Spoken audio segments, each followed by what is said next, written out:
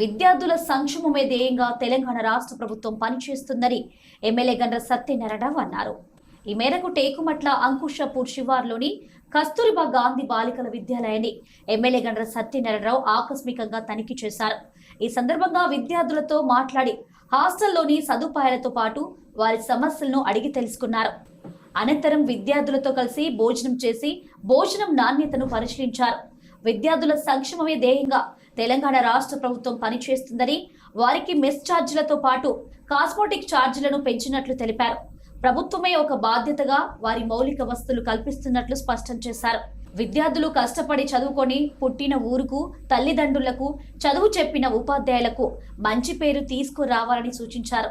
ఈ కార్యక్రమంలో additional collector Vijayalakshmi, అంకుషపూర్ sarpanch తోట సునీత సాగర్, ఎస్ఓ సప్న, తహసీల్దార్ స్వరూపరాణి, ఎంపీడీఓ వసంత, మాజీ జెడ్పీటీసీ పులి తిరుపతి రెడ్డి తదితరులు పాల్గొన్నారు. కస్తూర్బా హాస్టల్లో 6th నుంచి ఇంటర్మీడియట్ వరకు చదువుతున్నటువంటి పేద పిల్లల కొరకు హాస్టల్లో విజిట్ చేసి వాళ్ళతో కలిసి భోజనం చేయడం జరిగింది. అదేవిధంగా ఈ భోజనం కూడా చాలా సంతృప్తిని ఇంట్లో తిన్నట్టుగా ఇచ్చింది.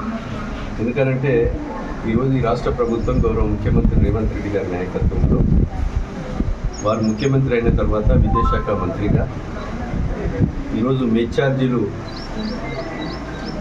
మరి ఏ రోజు కూరగాయలు, ఏ రోజు వంట సామాన్, కిరాణం సామాన్ కూడా పరిశుభ్రతతో తెచ్చి ఈరోజు వాళ్ళ పిల్లలకు భోజనం పెట్టాలనే ఉద్దేశంతో మెస్ ఛార్జీలు పెంచడం, గత 10 సంవత్సరాల నుంచి కాస్మోటిక్ ఛార్జీలు పెంచకపోతే 200% 100 రూపాయలు వచ్చేది ఈరోజు 275 రూపాయలు ఇచ్చేసి కాస్మోటిక్ ఛార్జీలు పిల్లల ఖర్చులు, సబ్బుల కొరకు కానీ, కొబ్బరి నూనె కొరకు కానీ, ఇతర ఖర్చుల కొరకు 275 రూపాయలు ప్రతి నెల ఇవ్వడం.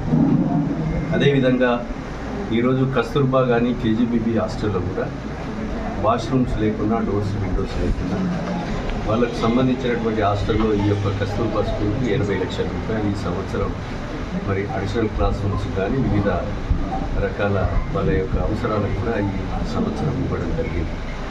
3.5 కోట్ల రూపాయలు ఒక భూపాలపల్లి నియోజకవర్గంలో ఈ యొక్క హాస్టళ్లకు మరి ఎక్స్పెండిచర్ పెట్టడం జరిగింది.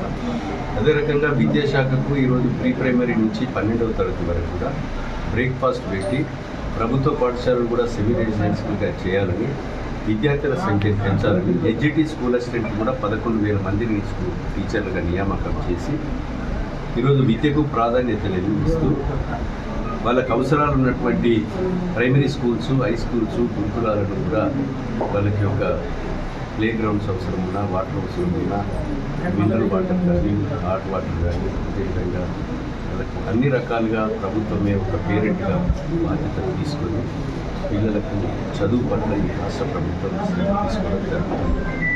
కనుక పిల్లలను మేము కోరేది ఒకటే, మీరు మీ లక్ష్యాన్ని గోల్ రీచ్ అయ్యేదాకా కష్టపడి చదవండి.